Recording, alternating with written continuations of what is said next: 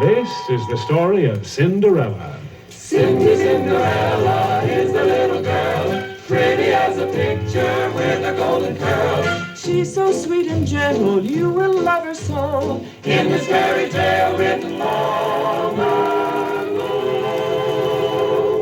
My name is Cinderella, and I live in a big house with my stepmother and two stepsisters. I'm the only one who does any work in the house, and all day long everyone calls my name. Cinderella, Cinderella, wash the dishes, scrub the floor, see who's knocking at the door. Where's my dress? Brush my hair. Gee, I can't be everywhere. Cinderella, Cinderella. I'm coming. One day, as Cinderella was working, she heard a knock on the door. When she opened the door, a messenger from the king's palace stood before her. Hear ye, hear ye! Be it known that the ladies of this household are cordially invited to attend the grand ball of the king's palace tomorrow night at 8 o'clock. The king's palace. Oh, how I wish I could go, but I don't have any fine clothes to wear. Finally, the night of the ball arrived. Cinderella watched her stepmother and two sisters, dressed in their finest clothes, ride off to the palace.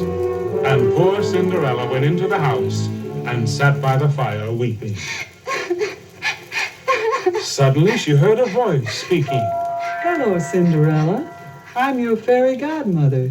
Why do you weep? I'm sad because I can't go to the grand ball at the palace. Don't worry, Cinderella. You're a good little girl and you shall go. Fetch me a pumpkin that's big and round. You'll find one in the garden on the ground. Now 6 white mice that are big and fat. And also find me a big black rat.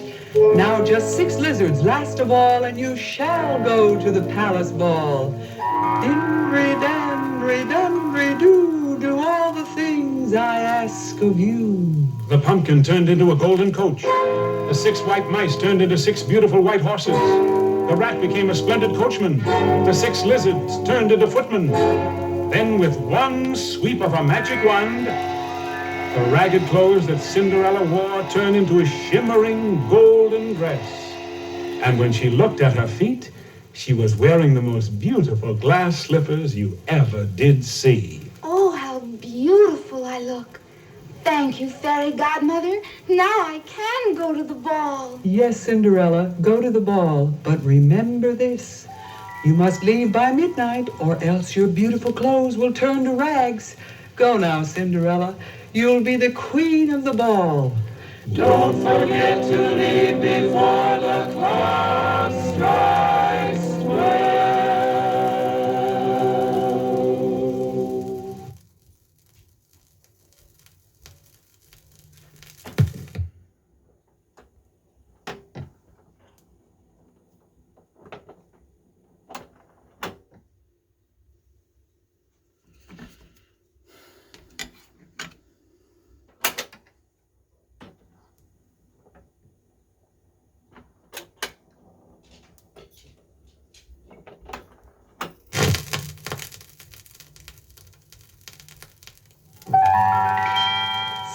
Cinderella went to the ball. Cinderella, loveliest of all. Pretty as a picture in her golden gown. Cinderella danced round and round.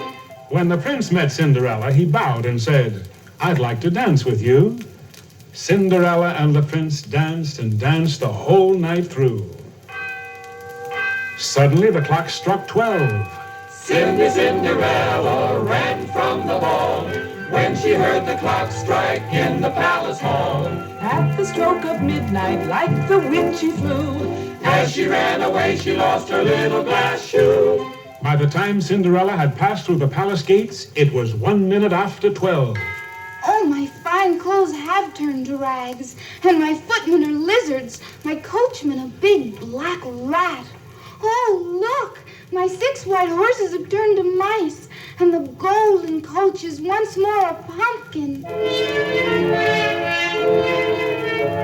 Later that evening, When her mother and stepsisters returned from the ball, one of her sisters said, If you had been at the ball, Cinderella, you would have seen the finest, most beautiful princess in all the world. What was her name? Where did she come from? No one knows her name, but the king's son would give the whole world to know. The next day, the prince issued a proclamation.